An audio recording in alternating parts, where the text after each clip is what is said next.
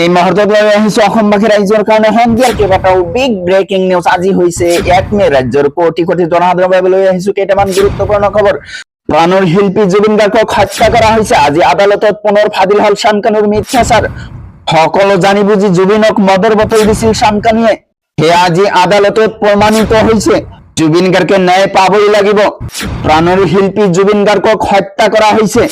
নিৰ্বাচনী ফলাফল হাতত মাত্ৰ কেইটামান মুহূৰ্ত বাকী। নিৰ্বাচনী ফলাফলৰ পাছতে চৰকাৰৰ বৃহৎ পৰিকল্পনা।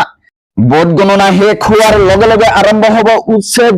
4 তাৰিখে ৰিজাল্ট, 5 তাৰিখৰ পৰাই চলিব বুলডোজাৰ। বৃহৎ পৰিকল্পনা ৰচনা কৰিছে চৰকাৰে। নিৰ্বাচনী ফলাফলৰ পাছতে চৰকাৰে ল'ব বৃহৎ পদক্ষেপ। লগতে কেইটামান ৰাজনৈতিক আৰু অৰাজনৈতিক খবৰ যোগত কৰা হৈছে আজিৰ দিনটোত। গতিকে এনেবোৰ খবৰ পাই থাকিবলৈ চেনেলটো সাবস্ক্ৰাইব কৰি ভিডিঅ'টোত এটা লাইক কৰিবলৈ নাপাহৰিব। হয় বন্ধু বান্ধৱীসকল, আজি আমাৰ প্ৰথমটো খবৰ খুবেই গুৰুত্বপূৰ্ণ খবৰ। লগতে অসমবাসী ৰাইজৰ কাৰণে এটা ডাঙৰ খবৰ। আদালতত পুনৰ ফাদিল হল শামকানুৰ মিথ্যাচাৰ। সকলো জানি বুজি জুবিনক মদৰ বটল দিছিল শামকানুৱে। শামকানুৱে নিজেই মদৰ বটল দিছিল জুবিন গাৰ্গক, সেয়া আজি আদালতত প্ৰমাণিত হৈছে।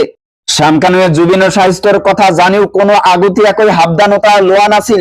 অসুস্থ হোৱাৰ পিছত মেডিকেললৈ লৈ যাওঁতে পলম হৈছিল, সেয়া প্ৰমাণ হৈছে। সকলো জানিও শামকানু মালয়েছিয়া নে আন কোনোবাত গুচি গৈছিল, সেয়া প্ৰমাণ হৈছে। সকলো প্ৰমাণ হোৱাৰ পিছত আদালতে জামিন আবেদন নাকচ কৰিছে। অসমৰ প্ৰতিজন মানুহৰ খং আছে। জুবিন গাৰ্গে ন্যায় পাবই লাগিব। প্ৰাণৰ শিল্পী জুবিন গাৰ্গক হত্যা কৰা হৈছে। জামিন নাকচ হোৱাৰ পিছতেই অধিবক্তা আৰু জুবিন অনুৰাগীৰ এই দাবী। তাৰ পিছত জনাই আছো আমাৰ দ্বিতীয়টো খবৰ, খুবেই গুৰুত্বপূৰ্ণ খবৰ। লগতে ৰাজ্যৰ কোটি কোটি জনসাধাৰণৰ বাবে আহি পৰিছে ডাঙৰ খবৰ। নিৰ্বাচনী ফলাফলৰ পাছতে চৰকাৰে ল'ব বৃহৎ পদক্ষেপ। বৃহৎ পৰিকল্পনা ৰচনা কৰিছে চৰকাৰে। ফলাফলৰ পাছতে ৰাজ্যত চলিব ধাৰাবাহিক উচ্ছেদ।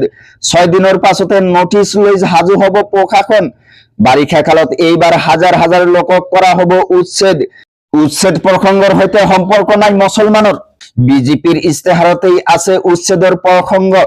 বিজেপিক ভোট দিলেও হাৰি নাযাব বেদখলকাৰীয়ে। বনাঞ্চল এৰি যাওক, নহলে বিপদ নিশ্চিত।